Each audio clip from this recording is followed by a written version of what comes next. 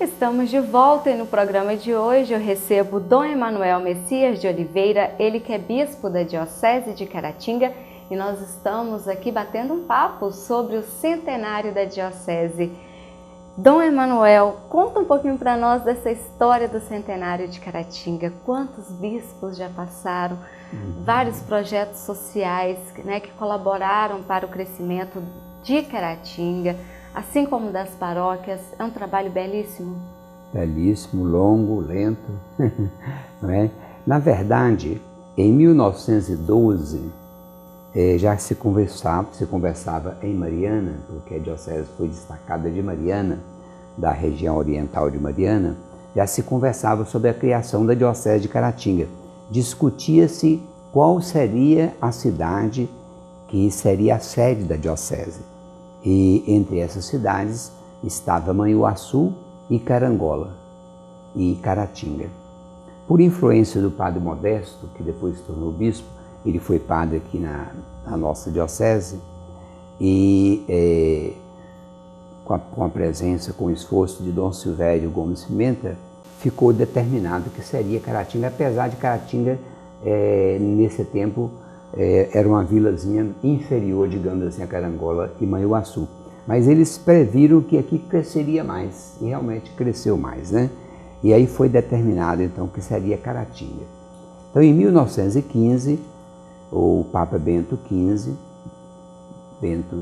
criou a Diocese de Caratinga, e depois da criação foi nomeado um bispo para a diocese, foi Dom Joaquim Mamed Leite, mas ele não aceitou.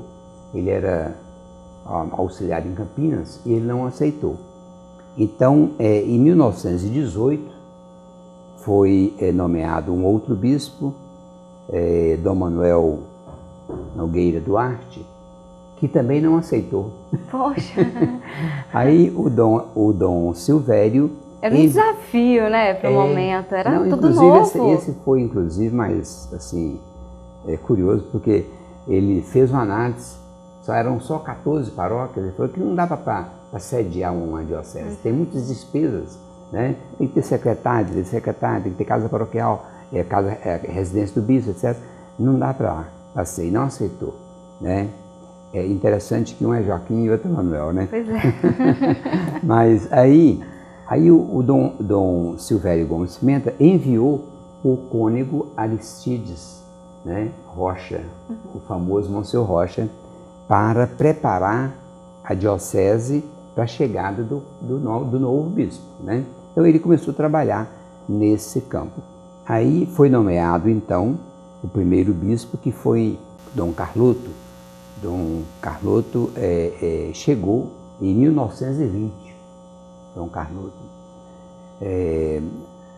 Carloto Fernandes Távora. Em 1920 ele foi nomeado, em 1915 no final, e ele chegou em 1920 e aí ele começou, inclusive ele veio para cá com uma condição de ser um bispo missionário. Isso é interessante, a marca da missionariedade da nossa diocese está desde as suas origens. Então, Dom Carloto, ele veio e iniciou os trabalhos diocesanos, certamente com muita dificuldade, porque tudo era muito precário, né?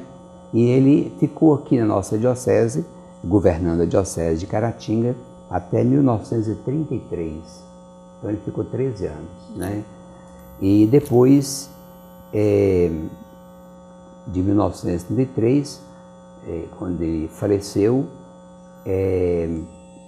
o Monsenhor Aristides, cônego, Monsenhor, não sei se tinha chegado a ser Monsenhor nessa época, é um título que se dá ao padre, né?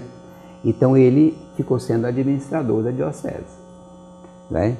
Aí em 1936, aí chega o segundo bispo que é Dom Lara, que a gente fala, né? Dom Lara. Dom Lara, ele veio de São Paulo, de Santos, assumiu a diocese em 1935, aliás, e ficou só um ano, porque no outro ano ele foi fazer uma visita à cidade de Mutum e ali ele faleceu. Ele ficou só um ano, Dom Lara. Mas era um homem muito piedoso, chamado Bispo das Crianças, muito terno, cheio de ternura, e deve ter feito um bem imenso à diocese nesse pouco tempo. Aí, com a morte do Dom Lara, aí o Monsenhor voltou a administrar a diocese de novo, Hoje a gente chama de administrador diocesano. Naquele tempo tinha um outro nome, foi vigário forâneo, Aí o próximo bispo foi eleito em 1938, que foi o Dom Cavati, Dom João Batista Cavati. O Dom Lara, ele chamava Dom José Maria Parreira Lara. O Dom Cavati, ele foi então um bispo aqui da diocese de 1937 até 1956. Em 1956 ele renunciou ao governo da diocese. Interessante, ele saiu, foi para morar talvez em São Paulo, não me lembro. Depois ele voltou e residiu aqui, se não me engano, até 1985, e ele foi o bispo mais velho do Brasil. Faleceu, parece que com 95 anos. Mas é um bispo muito dedicado às escolas católicas, dedicado às vocações. O seminário, a ideia do seminário aconteceu com ele, Então foi um bispo que deixou um traço muito marcante na nossa diocese de Caratinga. Então, em 1956, ele renuncia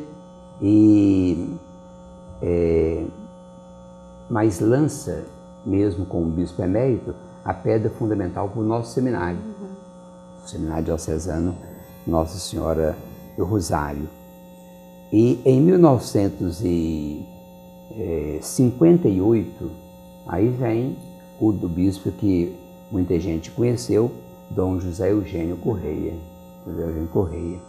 que é um bispo assim muito especial, muito rápido nas coisas que falava, com pregações curtinhas, incisivas, muito interessante. Eu o conheci porque eu lecionei no seminário de Caratinga exegese bíblica durante 23 anos, Então, ele deixou a diocese em 1978. Eu comecei a lecionar aqui em 1977. Então, eu cheguei a conhecer. E ele faleceu com 80 e tantos anos, acho que 85, e eu vivo diversas vezes depois disso. Dom Eugênio Correia. E Dom Eugênio Correia, ele viveu todo o tempo do Concílio Vaticano II. O Concílio Vaticano II aconteceu de 1962 a 1965. E ele participou de todas as sessões do concílio.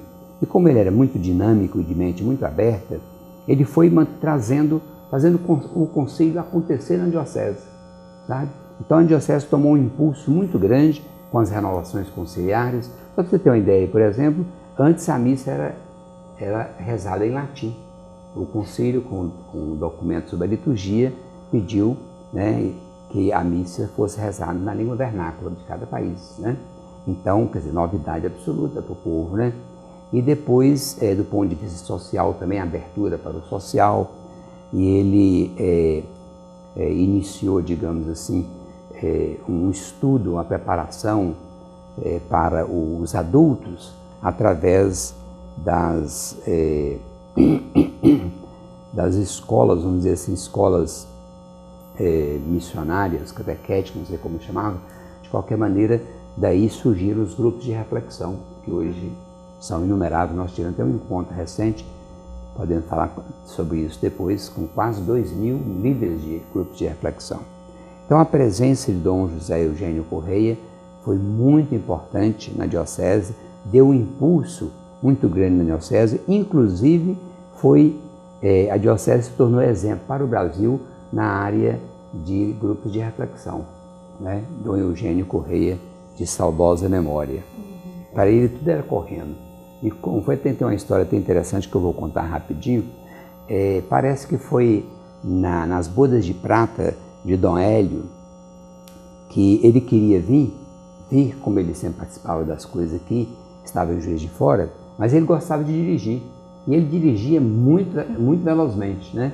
Mas ele já estava mais idoso e quem, os colegas, as pessoas que vinham com ele, sabiam que ele não podia dirigir, né?